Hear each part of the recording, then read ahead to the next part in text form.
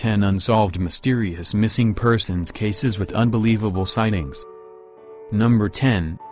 Joan Risch. In 1961, 31-year-old Joan Risch lived in Lincoln, Massachusetts, with her husband, 4-year-old daughter, and 2-year-old son. On October 24, Joan's husband was out of town, and her daughter went to a neighbor's house. When the girl returned home, Joan was gone, and her infant son was sleeping unattended. There was blood in the kitchen, and a trail of it ran outside to Joan's car in the driveway. The phone was ripped out of the wall, and the phone book was open to the emergency numbers section. A bloody fingerprint was also found, which could not be matched to anyone. All signs pointed to an abduction, but some strange eyewitness sightings complicated this scenario. That afternoon, a neighbor saw a dazed-looking Joan running outside her house but assumed that she was chasing one of her children. Later that day, motorists saw a woman resembling Joan walking along Route 128. Even though the woman appeared to be bloody and disoriented, no one assisted her, and she was never found. Since Route 128 was under construction at the time, there was some speculation that she fell into an excavation pit and was eventually buried under asphalt.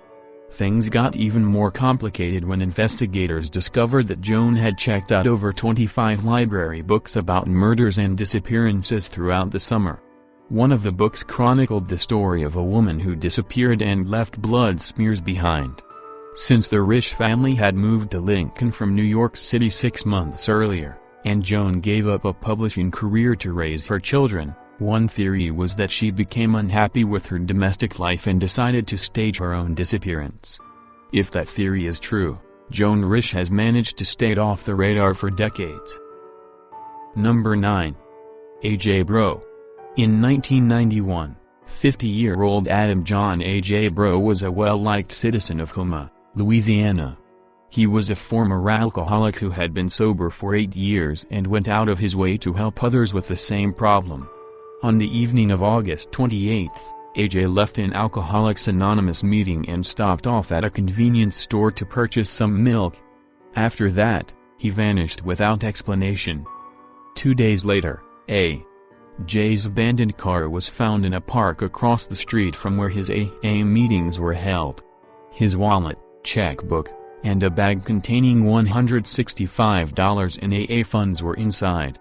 That very same day, there would be some unusual eyewitness sightings of the missing A.J. One of A.J.'s friends claimed that he ran into him outside a convenience store. According to the witness, A.J. looked unkempt and was nervously talking on a payphone. A red compact car containing 3 unidentified men was parked nearby. Shortly thereafter, another witness who personally knew A.J. saw the same car drive past his house with A.J. and the 3 men inside. 4 weeks later, a woman from the town of Lockport reported that an intoxicated-looking man fitting A.J.'s description had pulled in front of her house in a van and tried to sell her some frozen fish. The police also received an anonymous, cryptic note claiming that A.J. had gotten drunk and shot himself in the stomach before his body ended up in the bayou. While the note was dismissed as a prank, authorities did not dismiss the possibility that A.J. had a relapse and starting drinking again, causing him to suffer memory loss.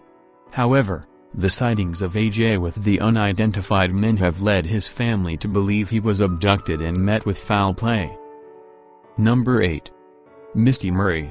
On May 31, 1995, 16-year-old Misty Murray told her parents that she was attending a band practice in her hometown of Godric, Ontario, Canada. Misty never returned home, and her friends said that there was no band practice that night. Misty was adopted, but since she'd recently made contact with her biological mother, there was speculation that she might have run away. However, the investigation would eventually focus on Misty's adoptive father, Stephen Murray. Since Stephen had been seen boating on Lake Huron on the day of Misty's disappearance, authorities came to believe that Stephen murdered her and dumped her body in the water. Even though Misty's body could not be found, Stephen was charged with her murder. However, the case against Stephen was complicated by 97 eyewitness sightings of Misty, which took place after Stephen was alleged to have killed her. In the weeks following Misty's disappearance, several teenagers who personally knew her claimed to have spoken with Misty in Godric and in the nearby town of Clinton. There would also be sightings of Misty in Toronto and London, Ontario. According to witnesses in London, Misty had become involved in drugs and prostitution and left town with her pimp once her disappearance started getting publicity. In spite of these sightings, Stephen Murray still went on trial for his adoptive daughter's murder, but the case against him was so faulty that it only took 45 minutes for the jury to acquit him. The police faced heavy criticism for their investigation and were hit with a lawsuit from Misty's family, who claimed that they focused too much on Stephen and failed to pursue any leads suggesting that Misty was still alive. She remains a missing person over 20 years later. Number 7. Bridget Pendell-Williamson. After her aspirations of being a model fell through, Bridget Pendell-Williamson decided to become a registered nurse.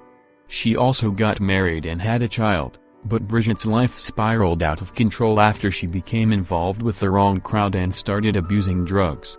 She essentially became a drifter and spent much of her time following the Grateful Dead around the country. The last time Bridget made contact with her family was in 1996, after a failed attempt at drug rehab in New York. She traveled to San Francisco, and her last confirmed sighting occurred in April 1997. When 23-year-old Bridget was arrested for prostitution. She never showed up for her court date, and no one knows what actually happened to her.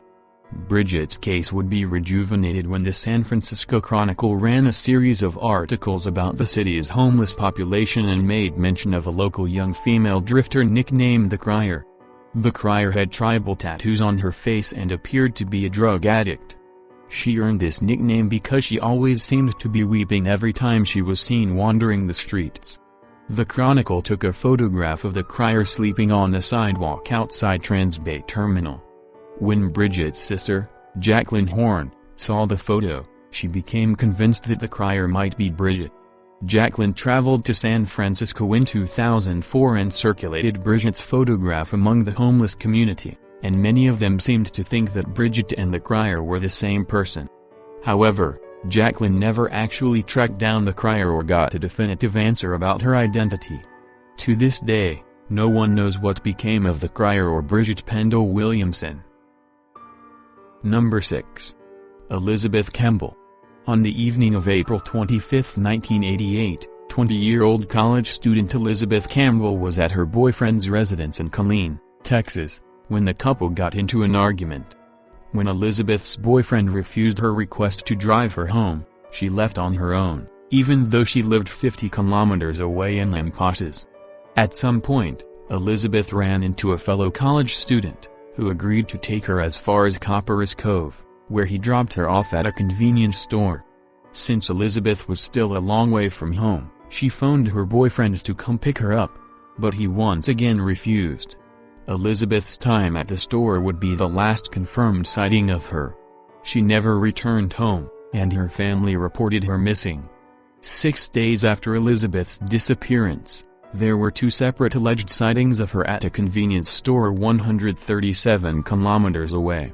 In both cases, she looked very nervous and was in the company of an unidentified man who wouldn't let go of her arm.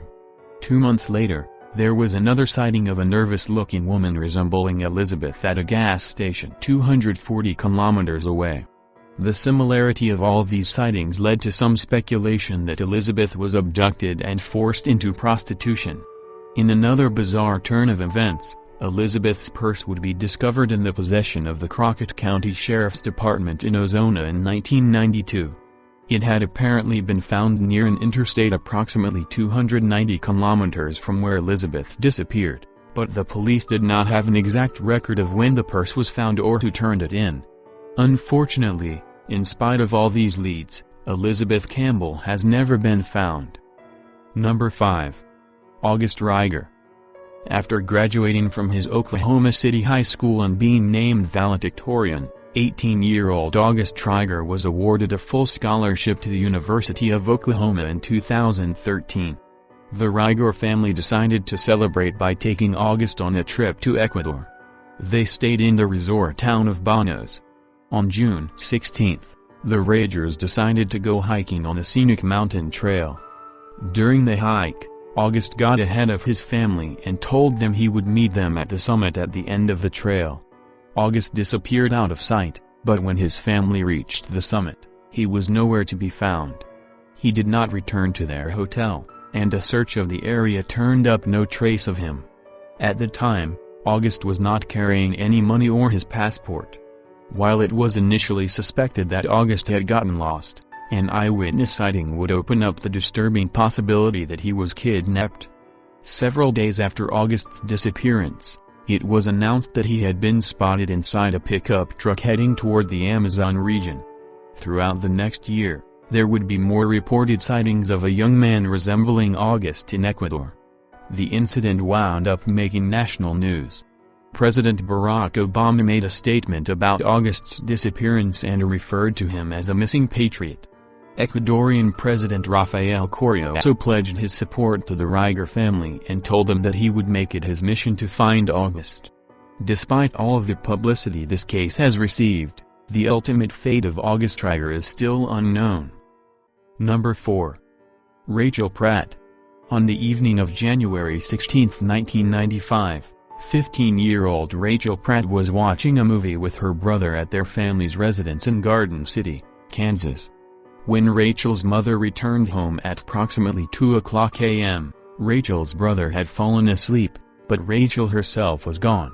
Other than her jacket, she left behind all her personal belongings. At the time, Rachel was going through a difficult situation. After she'd been caught shoplifting a home pregnancy test, Rachel's family learned that she was pregnant. The father of Rachel's child was her boyfriend, an 18-year-old high school senior. This case would further be complicated by an odd sighting of Rachel shortly thereafter.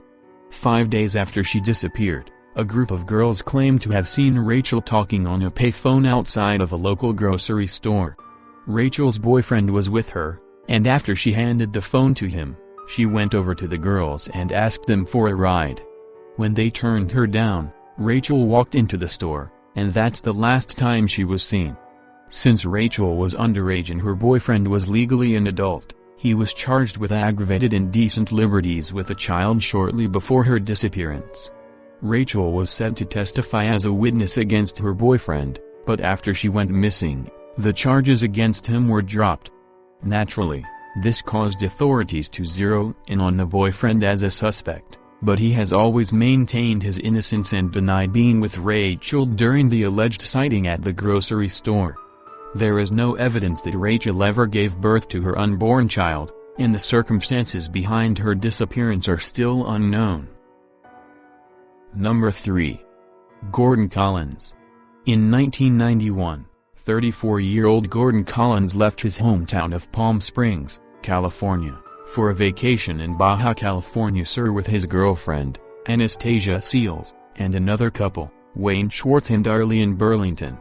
On April 23, they left the port of Punta Chivado for a fishing trip on the Sea of Cortez. Later that day, a huge storm hit the area, and the boat never returned. A few days later, the capsized vessel was found, and the bodies of Wayne Schwartz and Anastasia Seals were discovered floating about 1.6 kilometers away. In spite of an extensive search, the bodies of Gordon Collins and Arlene Burlington were never found. While it seemed likely that they drowned, there would soon be unexpected sightings of a man resembling Gordon in Mexico. Months after the boating accident, residents of the Mexican village of Colonia Vicente Guerrero took note of a disoriented-looking American man who frequently wandered through the village and lived off handouts. When word reached the Collins family, they came to believe that this transient might be Gordon and that he was suffering from amnesia. This theory started picking up credibility when Gordon's family heard various eyewitness accounts of an American man wandering out of the ocean onto a beach in close proximity to where his capsized boat was found. As the months went on, there would be at least 50 sightings of this mysterious man in the area. At one point, he was arrested in a Mexican village for stealing food, and the sheriff brought in a local American citizen to translate. The American claimed that the man bore a striking resemblance to Gordon Collins and that he even introduced himself as Gordy. However, In spite of an extensive search, Gordon's parents never located this transient or their son. Number 2. Shonda Stansbury. On December 8, 2006, 24-year-old Shonda Stansbury phoned her stepmother and claimed that the father of her 4 children had left them alone and that she was planning to go get them. Early the next morning, Shonda showed up at the Waffle House where her sister worked in Weldon, North Carolina. Shonda appeared to be in rough shape, with several bruises on her face and legs and a bump on her temple, but she didn't tell anyone what happened. One of the customers offered to give Shonda a ride. After she was dropped off at a trailer court, Shonda went missing without explanation. Since Shonda was known to have problems with drugs and alcohol, authorities initially suspected that she disappeared on her own, but a disturbing eyewitness sighting changed their perspective. 5 days after Shonda's disappearance, a woman called 911, claiming that she had seen a nude woman running behind a grocery store in Halifax County. According to the caller, the woman was bleeding from the nose and screaming for help. The witness initially opened her passenger door to assist the woman but became fearful when she saw 2 black men chasing her into the woods. Since the witness had no access to a phone at that time, it would be 12 minutes before she could report the incident to the police. The caller was convinced that the woman she saw was Shonda Stansbury. However, a search of the area turned up no trace of Shonda, and no evidence has ever been found to corroborate the caller's story. Shonda Stansbury remains missing. Number 1. Renee LaManna.